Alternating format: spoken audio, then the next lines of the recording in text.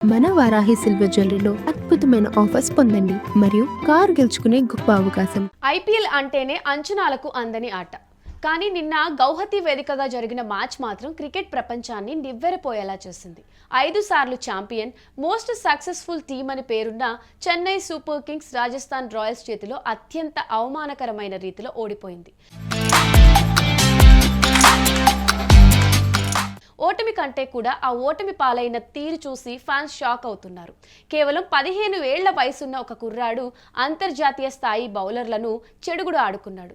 అసలు నిన్నటి మ్యాచ్లో సిఎస్కే ఎందుకు విఫలమైంది? జట్టులో ప్రధాన లోపాలేంటో ఇప్పుడు చూద్దాం.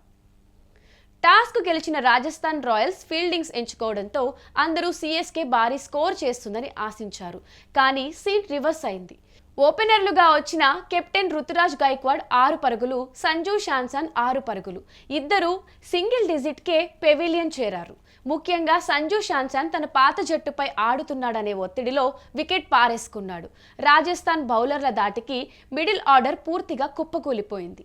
జెమీ ఓవర్డన్ చేసిన 43 పరుగులు లేకపోతే సిఎస్కే కనీసం 100 పరుగులు కూడా దాటేది కాదు. చివరకు 19.4 ఓవర్లకే కేవలం 127 పరుగులకే ఆల్అౌట్ అయ్యి సిఎస్కే అభిమానులను తీవ్రంగా నిరాశపరిచింది. నిన్నటి మ్యాచ్లో సిఎస్కే ఓటమికి ప్రధాన కారణం రాజస్థాన్ రాయల్స్ ఫాస్ట్ బౌలర్లను ఎదుర్కోవడంలో మన బ్యాటర్లు ఘోరంగా విఫలం కావడమే.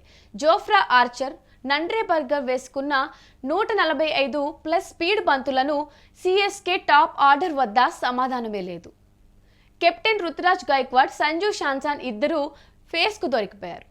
షార్ట్ పిచ్ బంతులను ఆడలేక, కనీసం సింగిల్స్ కూడా తీయలేక ఒత్తిడిలోకి వెళ్లి వికెట్లు పారేసుకున్నారు. ఫాస్ట్ బౌలర్లు వేస్తున్న బౌన్సర్లు, యార్కర్లకు సిఎస్కే బ్యాటర్ల ఫుట్ వర్క్ అసలు సరిగ్గా లేదు.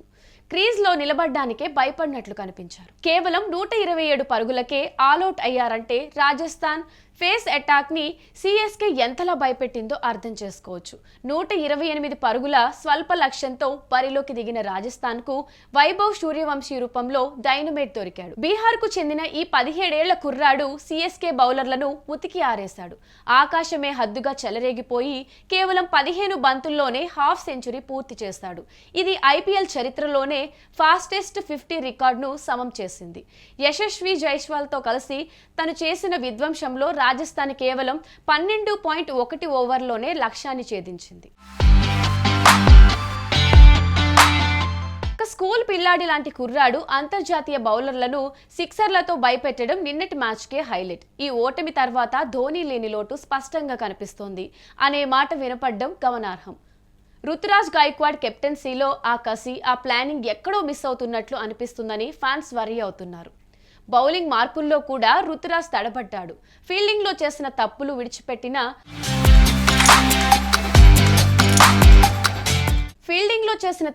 విడిచిపెట్టిన క్యాచ్లు జట్టు కొంప ముంచాయి. ముఖ్యంగా పవర్ ప్లేలో బౌలర్లు వైభవ్ సూర్యవంశీని అడ్డుకోలేకపోయారు. భారీ ధరపెట్టి కొనుగోలు చేసిన ఆటగాళ్లు కనీస ప్రభావం చూపలేకపోవడం జట్టు మేనేజ్మెంట్ ను కలవరపెడుతోంది. ఈ విజయంతో రాజస్థాన్ రాయల్స్ పాయింట్ల పట్టికలో అగ్రస్థానానికి దూసుకెళ్లింది. మరోవైపు సిఎస్కే తన నెట్ రన్ రేట్ ను భారీగా కోల్పోయింది. టోర్నీ ఆరంభంలోనే ఇలాంటి ఘోర పరాజయం జట్టు ఆత్మవిశ్వాసాన్ని దెబ్బతీసింది.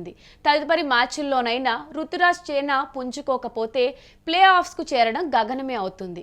ముఖ్యంగా బ్యాటింగ్ ఆర్డర్లో మార్పులు చేయాల్సిన అవసరం ఎంతైనా ఉంది.